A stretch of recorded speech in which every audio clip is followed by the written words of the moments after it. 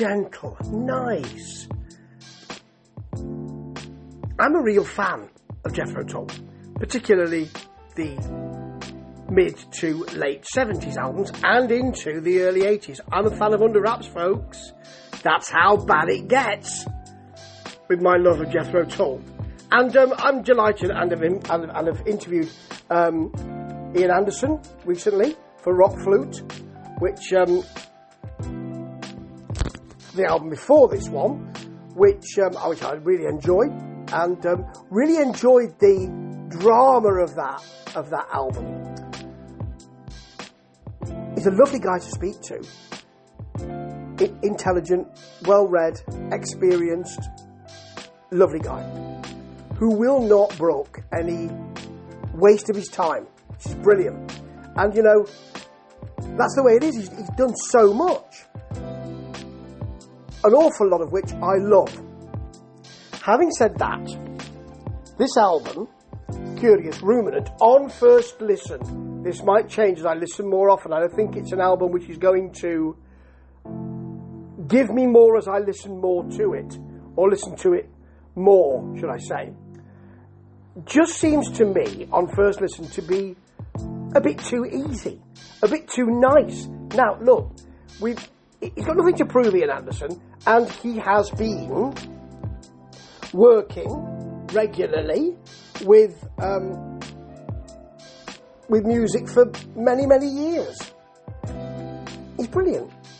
His work is fantastic, and he's earned a bit of a kind of, not sit down, I don't mean that, but an easier time, a sweeter time, a nicer time. And you know, they're back making music, so that's fantastic. You know, there's Alec Jean and Rock Flute and or Rook Flute, if you like, and the band he's got around him, you know, David Goodyear and John O'Hara and Scott Hammond and Jack Clark, is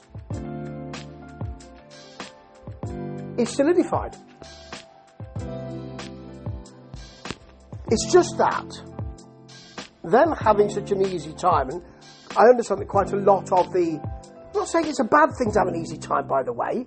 This is a band who can really do that, and they're having a good time together, but at no time do you think, my God, there's a preening, hip-thrusting, codpiece-wearing arena person here. And you can't have your band remain in aspic, can you? That would be wrong. I just love that feel. And that showman stuff. And here, I get the feeling when I'm listening to this album, they're all sitting down, having a good time, and there's no reason why they wouldn't. And this album does sound really organic. And I know I'm adding caveats. I can feel I'm caveating myself because I've got a bit of chafing. But there are lovely moments on this album. The Puppet and the Puppet Master, which begins with so much in it, with Fast on its feet flautism, if I can say that. Fast on its feet flautism, yes. Then a kind of skittering verse and accordion. There's quite a lot of accordion on this album. I'm not a great fan of the accordion, but it adds a jauntiness and a lightness to it, with sweet flute breaks and a jazzy guitar solo, a flute into an easy organ piece. It's effortless. Curious Ruminant itself, which I enjoyed in isolation when it was the first track to come out, has a dramatic piano, but it sounds like a familiar kind of march, really. It's, you know, that kind of march through with the brooking no kind of discussion, which Ian Anderson does, is great, but it doesn't have a filler feel, but the kind of contemplative moments work very well. It is easy to like Curious Ruminant, but I have to say that it doesn't thrill me. The Tipu House is lovely, easy to like, some very jaunty rocking. It's sweet. It's got a lovely, easy feel, and that's a really nice thing. But should I be saying nice when I'm thinking of Ian Anderson? I don't know whether I should really. Savannah of Paddington Green, his soft vocal style of recent years is lovely, and the warmth of this album, the organic warmth of this album is great. I like the disturbing, pushy section. Suddenly you get 10 seconds of what the hell is that? A bit sharp. And then a kind of sweet with accordion verse works with that. I like Stygian hand. It's got more energy. Ian's giving us that kind of now you see me, now you don't vocal. You know, he's writing and his vocals always kind of, well, what is it? What am I telling you here? I love that feel. And the vocal among the kind of mandolin or a lute and accordion works well. I like the bare vocal and flute wails as well. I could have done with a bit more of this. And that pushing flute and sharp riffing section in Over Jerusalem is something I also wanted more of. Now, the album ends with Interim Sleep, which is flute and acoustic with Ian talking to us, and that's a beautiful way to end it. But before then, you've got a 16-minute plus, Drink from the Same Well. And what this is different sections, I think.